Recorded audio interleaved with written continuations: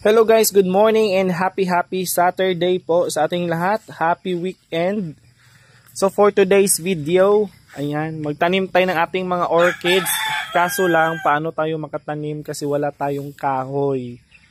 So, dyan na muna sila. Kasi madulas doon sa baba. And then, perte kita nakalapok ya.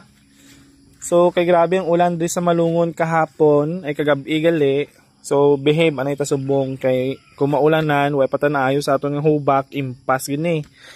So, let's check our orchids in bloom. Nag-agree ang manok. Salamat sa pag-agree amo ning kulungan sa among manok, guys. So, amo ni siya ang grabe mamulak diri ning puti nga may green na amo ni nga puno. So, naabot na diri sa kilid sa una, diri ang amon nga duyan kaso gitanggal ko kay tamnan ko orchids by inang duyan da. So, amo ni siya ang iyang bulak. Puti nga daw may pagka yellow green. So, andun rin nagtanong ko sa mga saha. Yan. Gahod sa imunok. So, ayan. Nalagid saha. May mga saha na subunot na siya kagtaybak ng gihigot sa may madri kakao.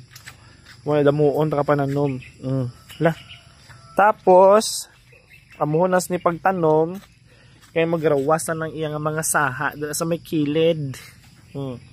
Kasi na na amula na siya. Kasi ni di ba? Perte ka nami ang bulak. Gigtan ko na lang sa tie box andri sa babaw. Kaya daw mabali siya kay perte kabugat yung bulak. So na ulanan, nagsamot kabugat di ngibugkusan na lang sang tukog para hindi mabali kay nadunglay na gid siya, guys.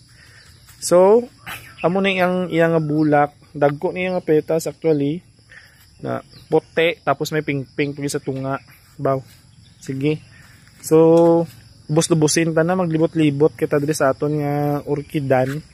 May ara ko orchids nga pinapatay. Gisabit ko lang diri sa may puno sang balingbing. May saha na, digya na nasunod. So, diri naman nga area, nakapat ning ako ng mga orchids di, pamulak na naman sila. Kaso, ning puti ko hapit na ni siya malaya.